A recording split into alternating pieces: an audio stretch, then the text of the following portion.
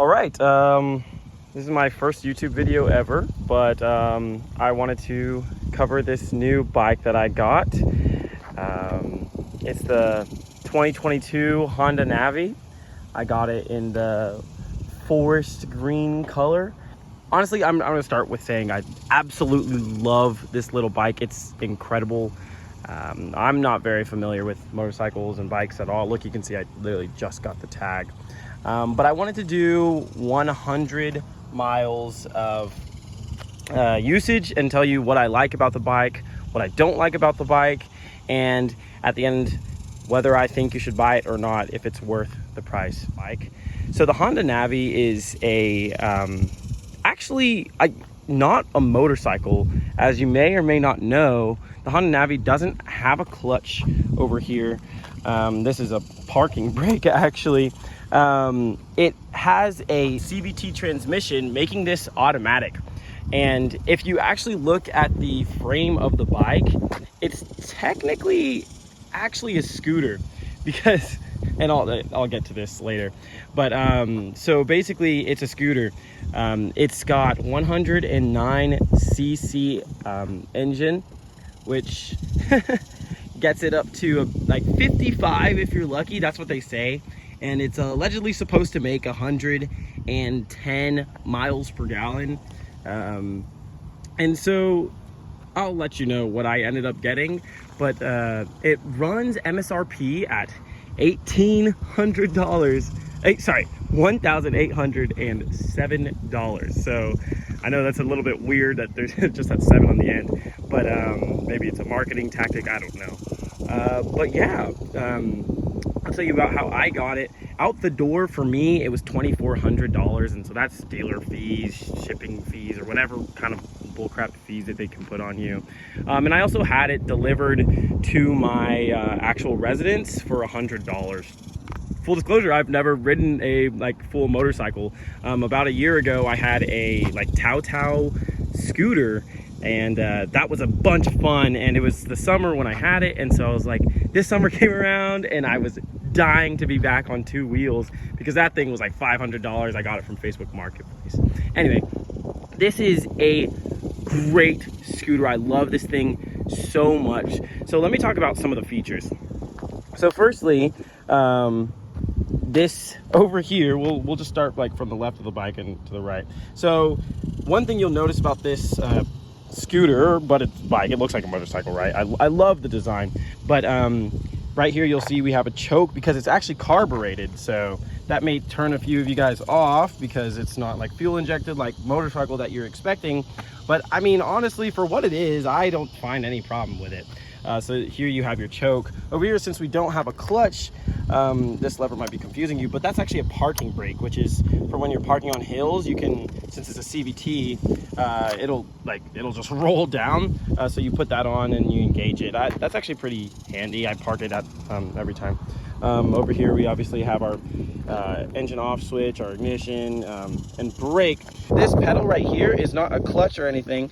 It's actually a brake that connects to both your front and your back tires. So as bad as the brakes are, it's nice that there's a brake down there that kind of reminds me of driving a car.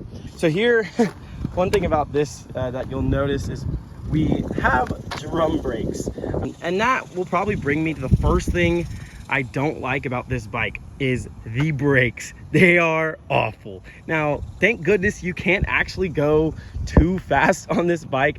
It doesn't accelerate too fast. Now, it is zippy and it's a lot of fun, but you know, it's not that fast. So maybe the brakes aren't awful. I mean, the fact that there's not incredible brakes on it doesn't seriously make it bad, but man, the stopping distance is like from here to there.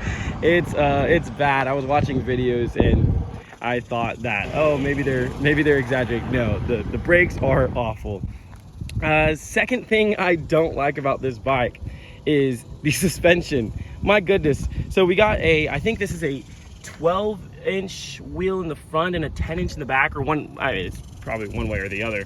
And these wheels are tiny, making bumps really, really big, and it is only accentuated by the fact that we have this tiny little suspension over here that pretty much bottoms out every time you hit a bump or like a speed bump or something like that. So just keep that in mind. You're gonna want to like keep your eyes on the road. I try to keep an eye out for speed or for potholes, because I think one pothole and I might be finished. That's probably just skill issue, but so there's that. Some people might say that the speed is not good, but for me, this thing is absolutely perfect. I live in a place where, you know, it's not super urban, but you know, like there's a lot of streets with 35 miles per hour speed limits, and you know, this thing, I mean, it keeps up with traffic. It's great. Oh, it's so incredible. So I'll get into some of the things that I do like, some of the things that I think would help you to know before purchasing this, or if you want to purchase it. So the first thing that I like, I guess I'll just start off with the coolest thing about this thing. Because it's not really like a motorcycle, we don't have anything going on over here. So here you have this massive storage space. When I say massive, I mean like my arm is fully in there. Like if you know, this was wider, it would be able to fit my whole helmet. It could fit. I'll just take this. I'm wearing this bag right here. I'll put this in here. You'll see this bag can like go deep in there, and so you could easily pack a lunch, take this to the park or something. So that locks and unlocks. The next thing that I like about this bike is the color. I think the color is gorgeous. I think the styling of the bike in general is really cool. It's got this like modern, but still a little bit retro-y look. It kind of looks like the Honda Grom, but definitely its own thing. Third is it actually, because it's carbureted, it has a Kickstarter, so you if your battery dies, you could go ahead and use that Kickstarter. Oh, I forgot to mention this on things that I don't like, talking about battery dying and like dying, whatever. So I forgot to put like the, oh yeah. So they claim that this thing can get 110 miles per gallon. Now the actual tank itself is not even up to a gallon. I think it's 0.91, and so what that leaves you with is a pretty small tank and a pretty short range. Now I've never been able to get 110 or like whatever the relative equivalent would be out of this bike. So I've ridden it about 97 miles, and I just now came from the gas station. So this thing is 100% full. So the first time I rode it, it was 52 miles. I got into 52 miles and my my bike shut off, and I was like, oh shoot.